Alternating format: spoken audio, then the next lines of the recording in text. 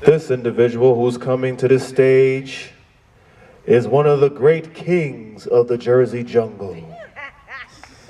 From the halls of CavanKerry Press, the man who every poet in the state knows. Allegedly. Allegedly. The one and only Dimitri!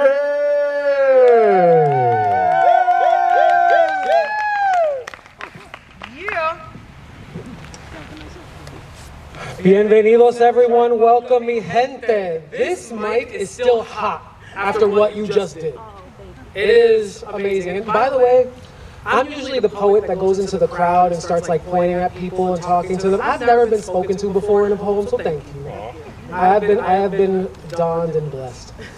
So I am the marketing and communications director at CavanKerry Press. We do have 3 CavanKerry readers this afternoon. I'm used to saying evening.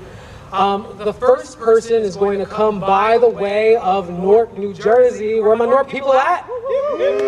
Yeah, I see some of my Paterson people helping me out too. My Jersey City people, thank you very much. This individual actually helped me get christened into the Newark literary scene, her along with Sean Battle. When I went to my MFA program, I was lost because I was a lonely street poet in the middle of the ivory towers. What was I to do? I found community in this community called Brick City Collective, which Marina had put together at the time, and earlier Leah Lyric Jackson was in that also. And I found space, I found community, and I was able to own my skills under the guise of this poet. So everyone please welcome Marina Carreira.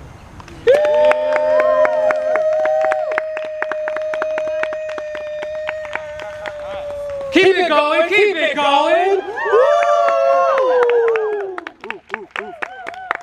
It's a long walk, everyone. Do you want me to stand behind the podium or? Podium in the front of it? Yeah, it doesn't matter. Hi everyone. Hello. Hi. I just want to thank all the organizers for the this great festival, Queen and also CavanKerry Press, Dimitri, and all the open micers. You're all amazing. You blew me away. I need that energy. My 2 children suck it all out of me. So I'm very excited to be here with you today. So I'm going to read a few poems from Tantu Tantu that was published by CavanKerry, and then some new work. So new work from Newark. Funny. Right. So this is called Morning Song, and it's about just being absolutely terrified about motherhood. So. Driving home from the Stop and Shop, you glance over at the Clorox and pretzels and get the urge to wrap yourself around a pole, like a snake, like a stripper, like an SUV yearning for the hot crush of metal. Holding her as she coos like a bird seeing the ocean for the first time, a part of you wants to tear yourself to pieces, pluck feather by feather by feather by feather. Sitting at your desk, looking out the window, you think how close the planes get to the top of buildings in this city. You remember the last time you flew, the last time you faked an orgasm, the last time you rode like a ghost in the wind. You rode like the wind only to make sure every part of you was still there in that moment. When there was a shooting in an elementary school, you drop to your knees. Thank God it wasn't her or her classroom. You run to the bathroom and throw up. You throw your hands up in the air. Google statistics of school shootings in New Jersey. Google where can I buy a gun fast. Google postpartum depression. We could save the applause at the end, don't worry about it. This is called What the Water Gave Me, and it's after Frida Kahlo's painting, and it's about being the daughter of immigrants. The name where everyone forgets the N or adds another A, making me Maria or Mariana or any other immigrant's daughter. Or where boats live, or of the sea. The ephemera of my grandfather, his spools, needles, and tins of thread, crisply folded bills that shine like emeralds in the bathwater he saved. The twins' reflection, one's tinted steel against the buzzing skyline. The Dairy Queens and Bodega Kings looking for loose change on the riverbank. The dresses that never made me the woman my mother hoped for. The birds never returned to my grandmother's cage. the respite from dark woods after dark-hearted men took what they never asked for. All the lovers I buried with beautiful lamentations, all the siblings I drowned and the one I couldn't, all the seahorses carrying my daughter's dreams, all the carnations blooming from my partner's palm. At the foot of this claw-footed haven, blood-red toes like black holes at the center of a galaxy dazzling with fire and ice, and I dizzy in my own becoming.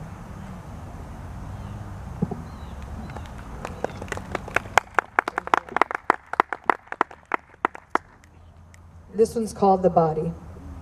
And just a little background, there was a show on Vice where Gloria Steinem traveled all around the world to look at different ways that women lived. And I was watching the show with my mother, who is a true immigrant mom, and nothing phases her because she's seen it all. So, but this did phase her and phase me. So it's called The Body. I envy your faith in the body, in its ability to cope, heal, suffer the bottle's biology, ecology, man wage against it. A bellyache, a bitten tongue, a black eye. Alzheimer's, cancer, GHB. God only gives you a cross heavy enough to bear, but he never considered how hard the straw is on the camel, what it's survived. A woman's body, which you deem insurance against racism, hurricanes, viruses, and divorce, even after watching Gloria Steinem interview a Congolese woman burned and raped by 20 men 10 years ago. She lived, my mother said, but what is her body housed now but the banshees of youth, cataracts that see through things, planets of scars, a blood-pumping grenade, an ache so viscous and vicious so wide the great flood becomes a shower. In spite of every prayer I fake through, despite how much Steinem says otherwise, our bodies more often than not are a forgotten village. A blood-stained skirt on the line, a lover's dirty boots at the door, children chanting rhymes about cats, a steaming pot of soup on the stove, humming, humming. Thank you. So I'm gonna read some new work. My daughter turned, thank you, new shit, yes. My daughter turned 13 yesterday, and I have big feelings, like someone mentioned here today. And this is the poem that came out of that. So it's called 13. At that age, I knew what was cool to listen to, what cool jeans to wear, what boys were on the hot or not list. I knew what my homegirls told me was cool, but not you. Your drip comes from a well deep inside, filled with sparkly green water and purple smoke. Your aura is romantasy your friends don't read, digging boys your friends make fun of. You still love Harry Potter. I wish I had the riz you do today, officially a teenager, my wildest dream / nightmare. But here we go into the blue of babehood, a present brimming with awkward vessels of dreams, future filled with acute possibility. But it's cool. We are cool with what's to come. We are down with the beat of our own drum.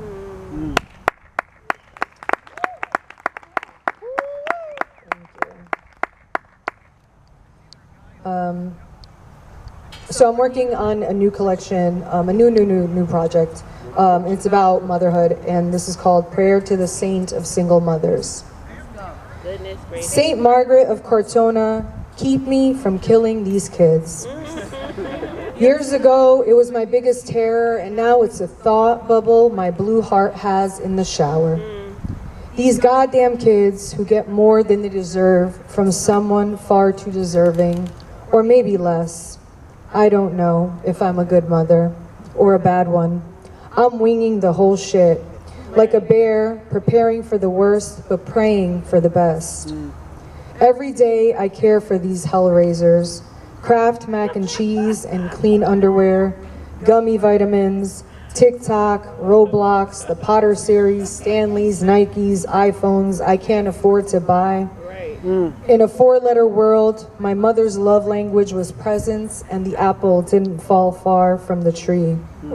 Saint Margaret, keep me from reaching for the bottle or blade again, from an overflowing bathtub and roaring blow dryer. Sometimes it is that hard, being the only one keeping another person alive. Sometimes too. I can't help but wonder if the best thing wouldn't be some other woman to mother them, cook them casseroles and iron their clothes, hang a responsibility chart in the kitchen with every star sticker in every color. What if 3 minus 1 makes for 2 playing in the sun on a sprawling estate somewhere out west, surrounded by palm trees and pomegranates, and I, the martyr, looking down from above, Cinderella and wise. How am I doing on time, Dimitri? I'm good? So this is a poem from one of my good friends. Her name is Lynn, and she's actually a poet, Lynn McHenry, and it's called Aw Damn. Imagine it, Lenny, you and me at the top of the Monticello Dam, watching Hazel Green roar down the funnel locals call the glory hole. Roar wildly from the pits of our stomachs at the nickname, 'cause we're smutty like that, but only with words. Can you believe how this bell-mouthed spillway causes our lungs to swell in awe at this eye-open, magic orb, O-gape of complete fluidity only hydrophiles like us marvel at? In real life, the only dams we know are our throats. Our mouths, I'm sorry. Raspberry blue with the blues, wail of grief in the nets of throats. When there is a break, we plug up with purpose, and sometimes when the break is too big and we spill over, one of us builds a raft with our fingers and saves the other from the fall. Imagine it, Lynn, if only the ice caps would finally melt and water would fall and flow and fill this wilting world up like an unsupervised toddler in the tub. If only we could watch from a big pink arc in outer space, us and the turtles and swallows, the lions and elephants, salamanders and goats and dogs we rescued, witness Earth start again for the 100th time. Aw damn, you'd say, that would be cool. An infinity of hazel green, a holy land with nothing holding it back.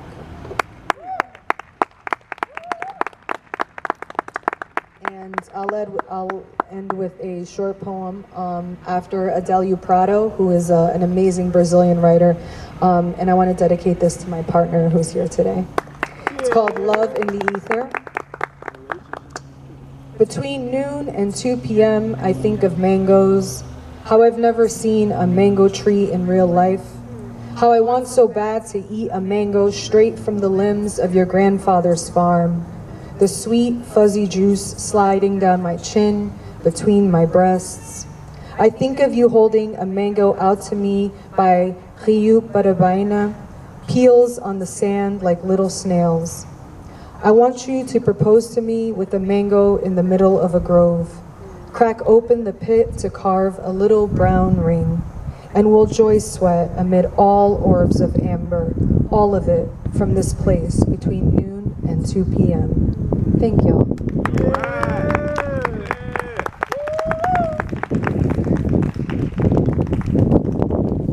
Give it up again for Marina.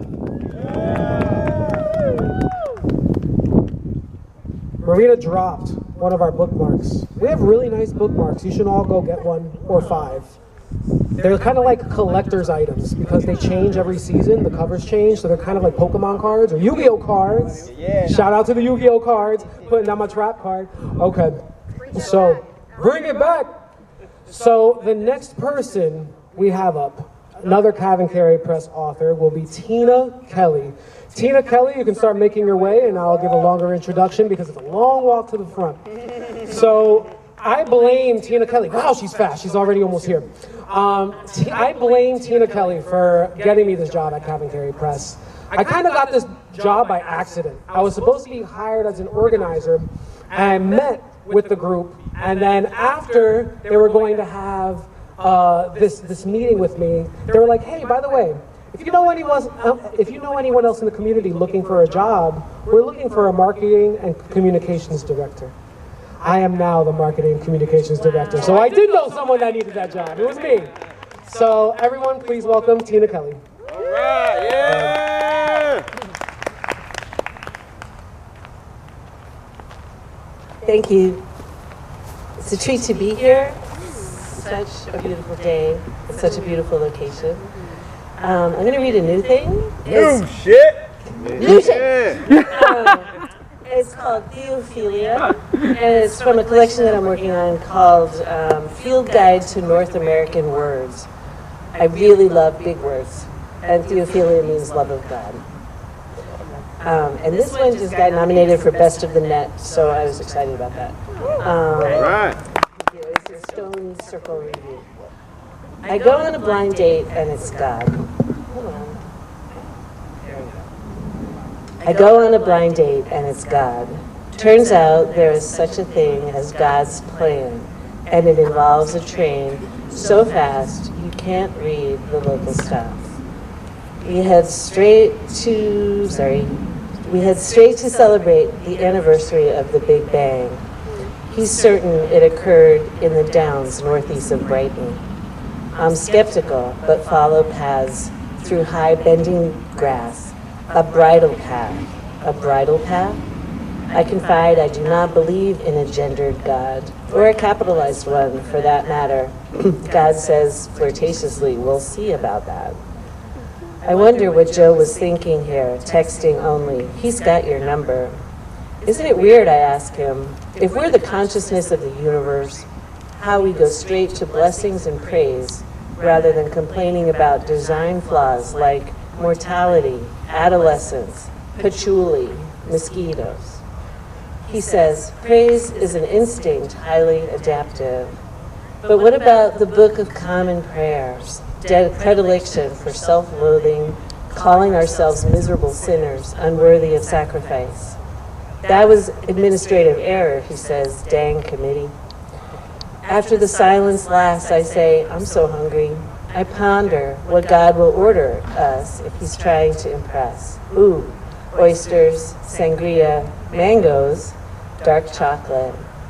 And when God gets tipsy, not to kiss and tell, he pokes delicious fun at biblical literalists, confides that meerkats are the earth's highest purpose, hints that the coming fire is all our fault, so don't come whinging to me. You're curious how he came across? Clean nails, excellent pheromones, a mix of privet hedge plus ginger ale, and the embrace at the end, sigh. I want to make him laugh out loud. I hope he'll call.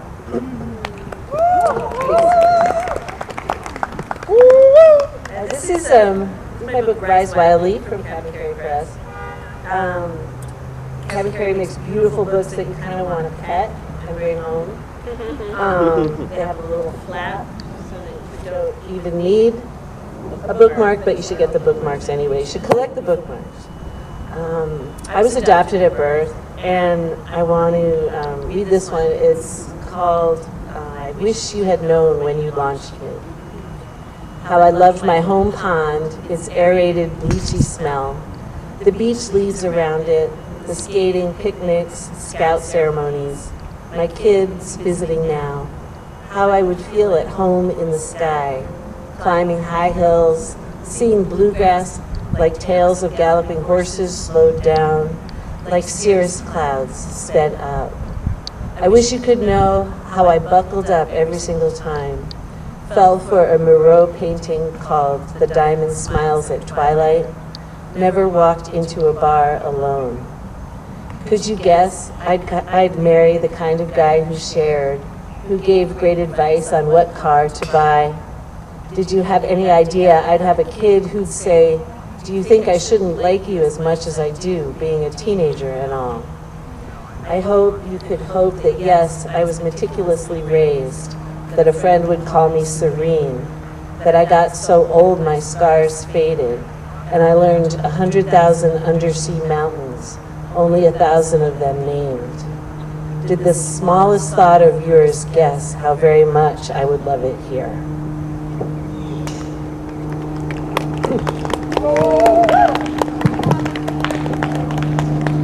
This one is from A Bloom and a Rye, and I've always been fascinated by how things can go so terribly wrong in such kind of poetic ways, and it kind of strengthens my faith in a God, because I think that some of these plot twists are so crazy and awful but true that it takes a brain larger than a human to make them up.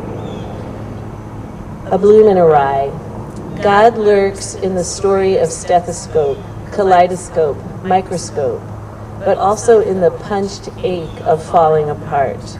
Accidents, insanities, plot twists surpassing human imagination. God's the sparrow in the convention center, the skateboard akimbo on the freeway shoulder, the perfect paw reaching out of the long, flat roadkill, and somehow the father shooting his 2 daughters, third wife, and self, leaving the baby son safe asleep. God is all those lost up in the God world, being nothing, stuck between the notes. I worship the grape molding in the bunch's depths, our neighbors' ruttings and fights our baby monitor picks up, the metastasis of laughter, cauterization of grief, that maroon bog shininess of ancient remains, the Magnificat of dew on lady's mantle leaf, the cousin born with fetus in fetu, her twin parasitizing her ovary, the first caveman to huck a rock at his chum's skull, the walk Joe took alone to spread his arms' ashes, the cruelty young boys show to turtles, the suicidality of child molesters, even custard, that liquid dripping from the bottle when all you really want is mustard. Yeah. I worship weird domestic ways to die, electrocution by love song falling in bathtub, infant decapitation by ceiling fan, while I praise ways to create, painting with menstrual blood on cave walls, Zen sand art by Kitty in litter, painted toddler feet tromping on the ceiling. I worship every reason I cried this year, slow songs, missing dad, children refusing to come downstairs for their special pancakes, adoptive mother heartbroken at a son's sin, every new song I loved this year, but most of all, if I may see the years to come.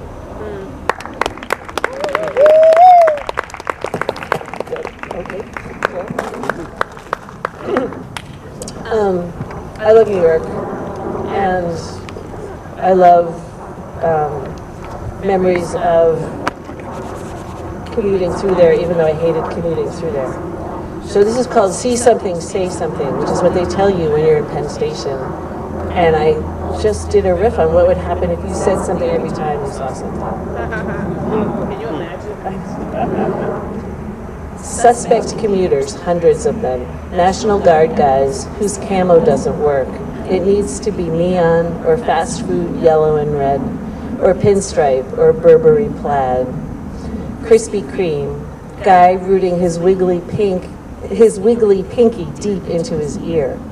Bookstore, knobby man in pink tutu on a dare or coming out. Kid perching on a backpack, looking. Hudson News. Angry career women in stilettos with no one to rub their feet at night. Officer, I see a pregnant woman. Old guy sitting beneath a gray smudge on the wall. Halo of hair oil and grime. Always here. Kicked cigarette butt skittering like a rat. German shepherd with nothing it wants to sniff. Crowd pulled from every direction to 4 doors, fast. Lady hoisting a stroller upstairs. Guy passing her glare, muttering, "It ain't my fucking kid." A yawp and a man shuffling, no socks. 90 business sections in the trash. Same stockings on mannequin legs for the last 15 years. Rifles of guardsmen, no unattended packages. Every day I forget to be very afraid.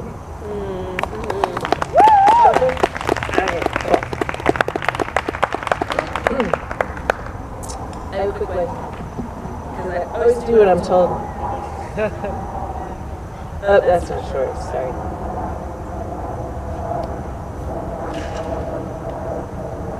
Trains running after storms. It's a headline from the New York Times. I had to commit flight. I had seen too many birds escaping, flying off to the sides as if I were evil.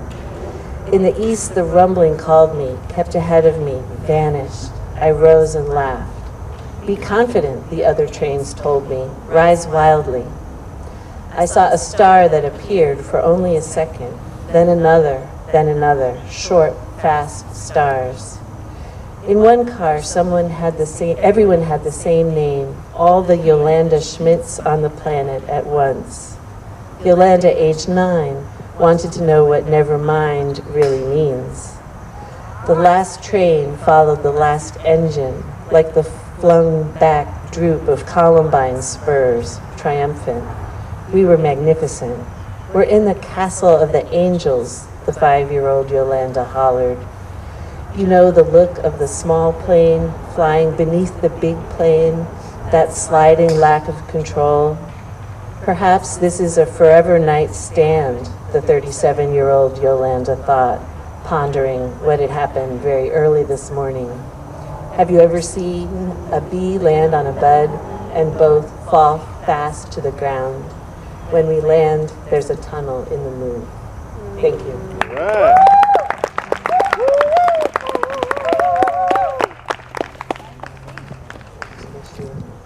All right, give it up another time for Tina Kelley, who is a great poet, but is also a journalist. You should ask her about that. That's how she makes her shmoney. Okay, so our last CavanKerry Press speaker is going to be Doty. Doty, please come on up. Doty has been a staple in the Paterson community for 30 years, 40 yees? How long have you been writing for Cat? I should know this. A while. Yeah. And Cat has been published with CavanKerry first in 2024, and won, was it the 2021 or 2022 Paterson Poetry Prize? It was 22. 22. All right, perfect. Here we go, Cat. Right. Thank you. You're welcome. I'm going to have books dropping all over the place. It is a great pleasure to be here. I'm grateful for all the kindness that you're all showing me. And of course, I'm grateful for Queen and Gabe and Mike Dimitri. Okay. How many of you have written grandma poems? A grandma poem? Oh, a bunch of grandma haters out here. Okay, all right.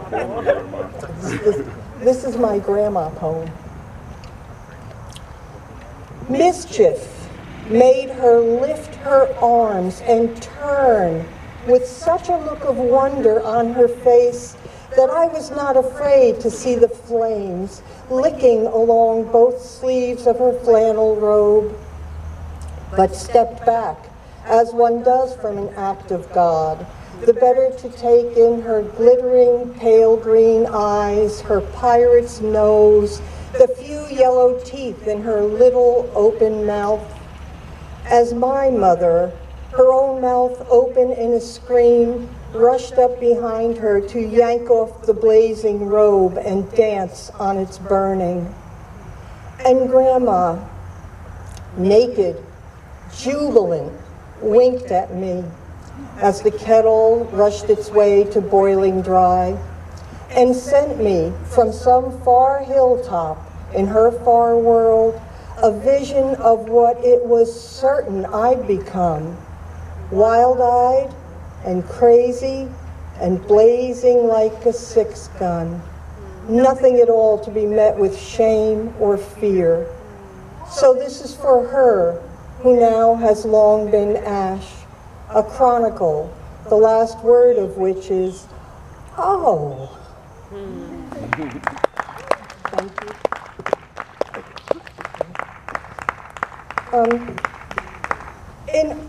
I'm from Paterson. I'm from Canal Street, the foot of Garrett Mountain, between the South Paterson Trucking Company and the Hitch and Post Go-Go Bar. Sometimes we check out the Go-Go Bar dumpsters and throw away rolls. Okay. And there was a certain kind of running about in the morning and after school, which was all the kids running to borrow dollars and cigarettes and beg for things, which is, you know, all the neighbors took care of each other, sort of. And this is called shame. She knows what it's called when you borrow and don't pay back, but she goes when her mother sends her, then sits out her shame in a wrecked Chevy, ringed with puddles near the tracks, a box full of springs and sticks and knobs and wires, so rusted she cannot tell what its color was. And she sets on what's left of the dashboard the tepid milk in a baby bottle sour around the neck, a dollar bill rolled up like a cigarette, and a cigarette, and watches the orange sun slide like something wet off a grayish plate into the blackberry thicket along the fence. At 12, she's too old for milk, too scared to start with dollars. Cigarettes are like baseball, she just doesn't get it. When she wakes, the tracks are white veins, the banked gravel black. Each oily puddle grabs all of the ripening moon and gives it back. Oh, thank you.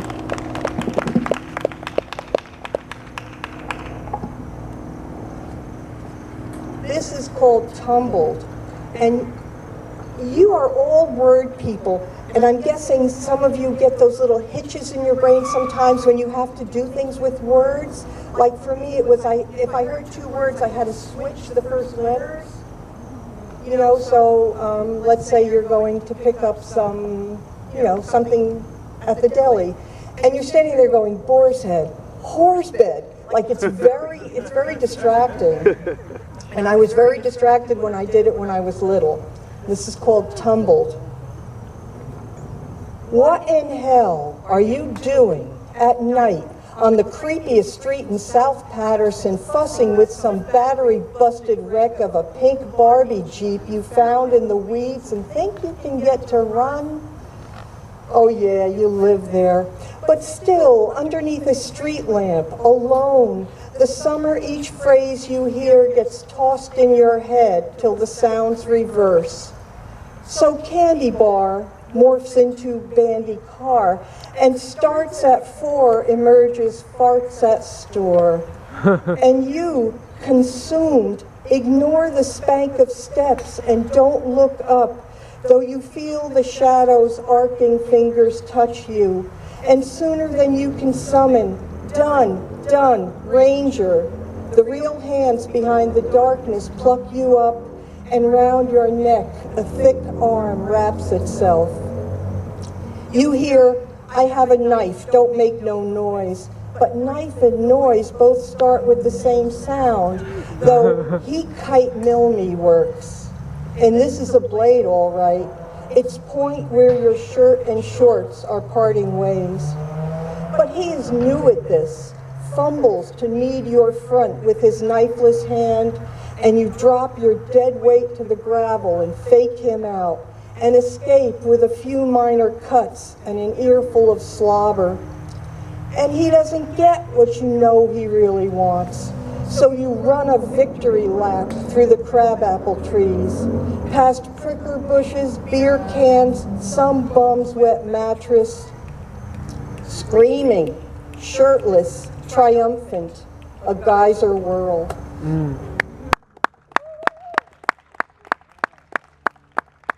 Okay, 2 more? Oh, okay. Okay, I'm going to read Two more, here's a shorty. This is called Franny of the Jungle. When the Grand Street Library stupidly loans her books, great numbers of which she pulls in a radio flyer, she attracts at once a mob of wagonless felons who kick the crap out of her shins and take it all, including the book she's renewed for 7 months about a lost girl who's learned to live in the jungle, whose pillow is a sleeping tiger's haunch, who eats without flinching termites twisting in honey, who hurtles screaming through the world on a matrix of vines, who never plods 3 miles home, bookless, hair webbed with spit. And thank you. This is called Condemned. It's for 52 Canal Street, where I live. Okay, it's in 3 parts. 1. Franny and I leave school with Debbie Nank, who's heard about Franny's house and wants to see it, and maybe step inside if she has the nerve. But because it's Friday, and Friday means Kraft macaroni, Franny runs the steep last block alone. Debbie freezes when we reach Franny's slumping porch, the house with its caving roof and glassless windows. She confides in me that if that's where she had to live, she'd race to the footbridge and hurl herself into the falls. Then she asks me where I live, which is downstairs from Franny. 2. Before waddling off to snooze in the dark all day, our mother's possum peeks out of his hole in the wall, one seeded each evening with berries and cold spaghetti, and night crawlers pried from the ground with a carving fork.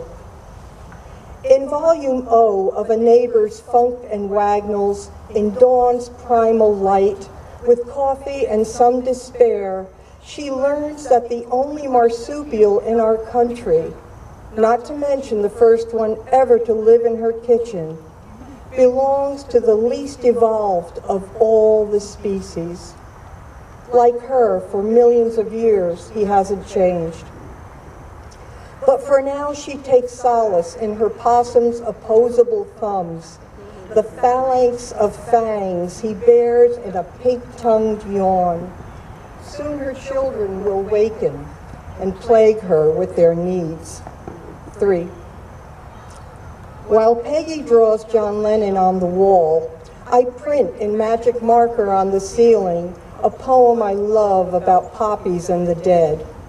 Mary cracks black walnuts with a rock and feeds the pieces to our sister Judy, who pries the rusted lid from a can of house paint so she and Tommy can camouflage their beds. In the kitchen, our happy mother plays Nelson Eddy so loud that it drowns out the screams of the couple upstairs. She is the reason, she tells us, why we are so smart. And smarts you can't buy, or we'd sell ours and get a TV. Thank you.